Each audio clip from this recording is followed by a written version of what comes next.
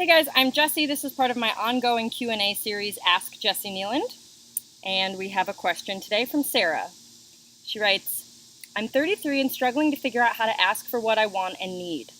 A lot of the time, if I'm being really honest, what I want most is for people to pay attention to me.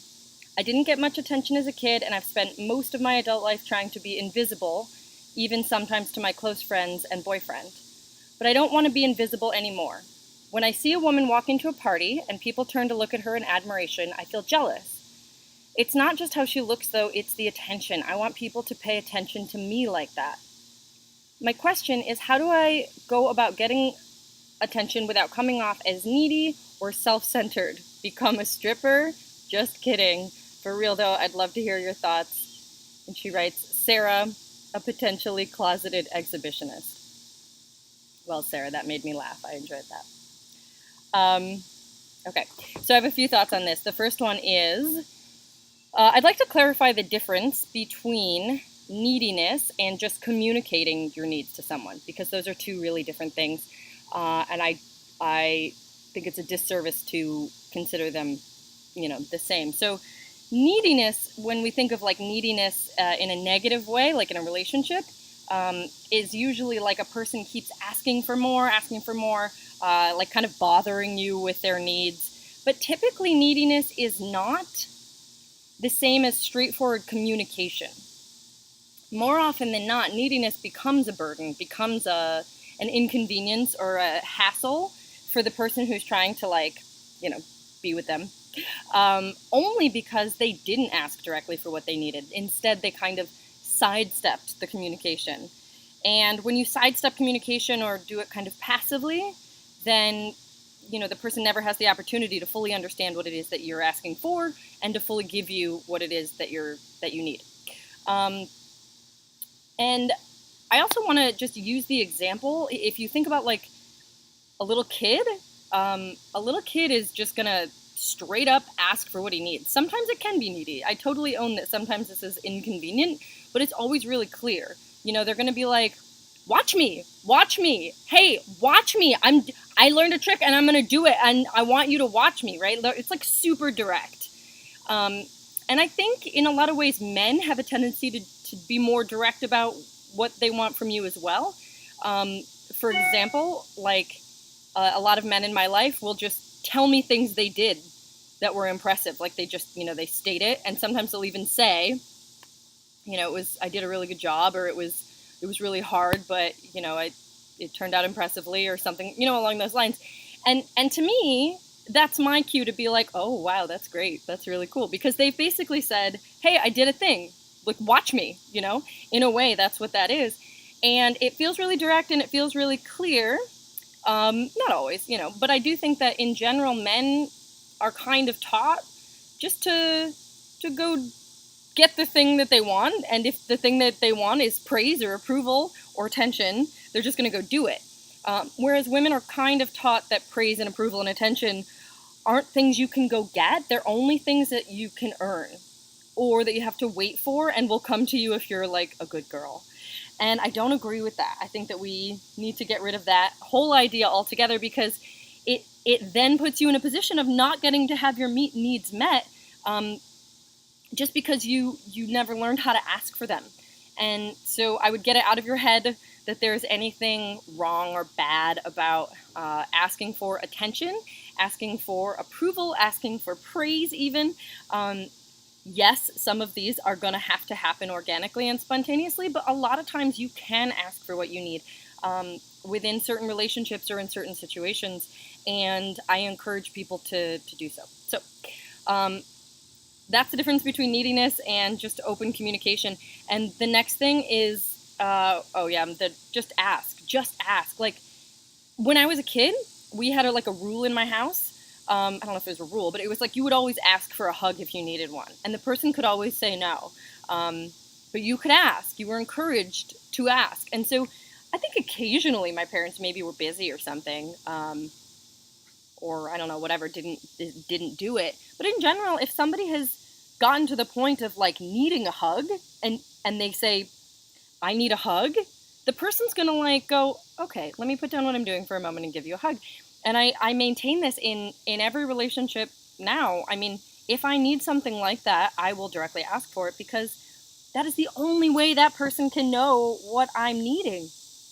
And there's no shame in that, like, it's just me taking care of me and me taking care of the other person, because if they care about me, if it's somebody I'm spending time with, then they want to give me what I need. And so if I just kind of sit there and I'm like, you haven't paid attention to me in a while, and I'm like kind of passive aggressive, or even just passive, just waiting and hoping that they come over and, give me attention and hug me soon, like, that's a bummer for me because I'm not getting what I want, but it's also a super bummer for them because they missed a whole opportunity to give me something really simple that would have made me so happy. So it's, to my mind, asking, just directly asking, is it's a huge gift for yourself and for the people that you're asking. I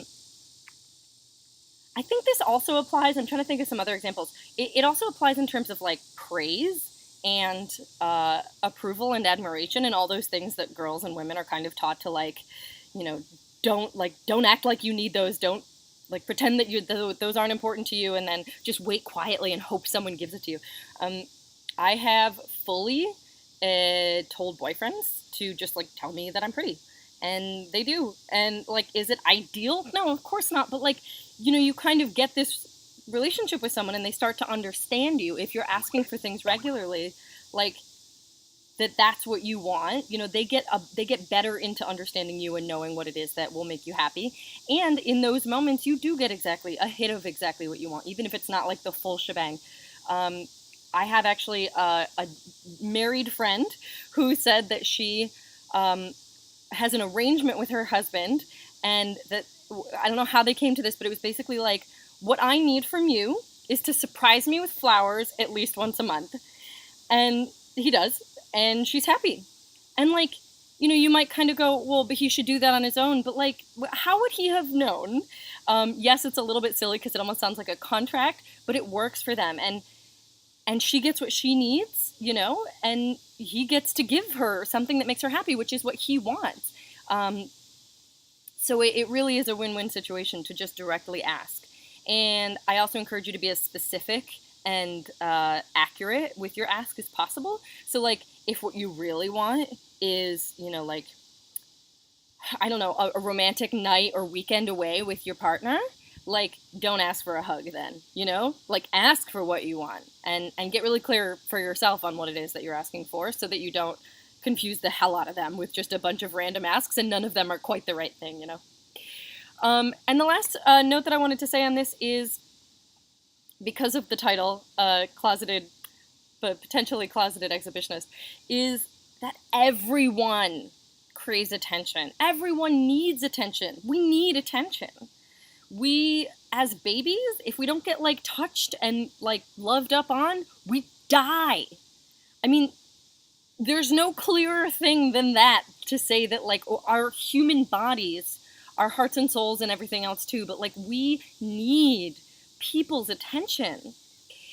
So I think I'd like to just make a point to kind of destigmatize this exhibitionist thing, because in our culture, exhibitionism is usually kind of associated with sexuality, and I think that's, like, a bummer, because I don't think it has to be. I think it only is associated that way because that's one place that people have discovered they can ask for the attention that they want. It's one way they can get that attention, that hit of attention that we all need, and not have to do it in the other kind of scary ways of, like, telling your friend or partner or family or whoever that you need a hug, or that you need them to listen to this thing that you did and be impressed, or that you need their approval, that you're not feeling their approval and that you really need it, and you need to sit there and talk through how you can get that from them. Like, these are hard conversations to have, and I understand that.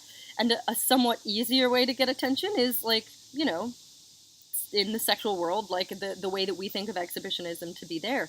And that's totally fine. I mean, I think that's its own thing, but it shouldn't only be there that we feel entitled to just to go out and get the attention that we want.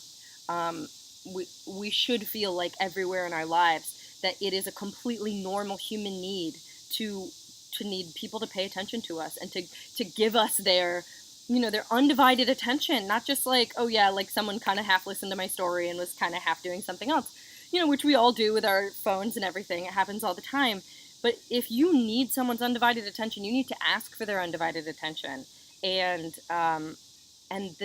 just to own that that's a real need. That's not like a bonus material about being a person. That's a big part of being a healthy, happy human being.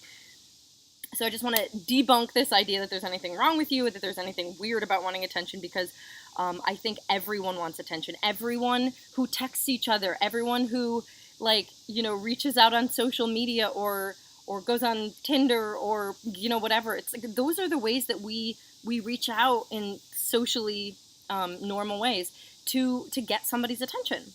And sometimes we do it by acting out and causing a scene and whatever, like that gets people's attention too. But ideally we want to build it into our lives in a way that feels like preemptive to any of the things that are problematic, and is just like building a life based on asking for what you need and then having the people who are in a position to give it to you. And then vice versa. Like when someone asks you for something, you know exactly what they're asking you for, and you can decide, do I give it to them right now? Do we talk about a time or a way that I can give it to them some other possibility? Or do, whatever. So like you get that opportunity only when they directly ask you. And it takes all this guesswork out of relationships so that you don't have to be like, did they really secretly want something? Like, I wonder what he was trying to say by that. Like, all this like crazy making that we do in our heads when we're trying to guess what the other person wants. Revolutionary, just telling each other, and particularly when those things come in the form of attention, approval, and praise, because those are the ones that get really sticky and make us feel like we're not allowed to ask for them. We have to just wait and be in this really passive position. So I hope that answered your question.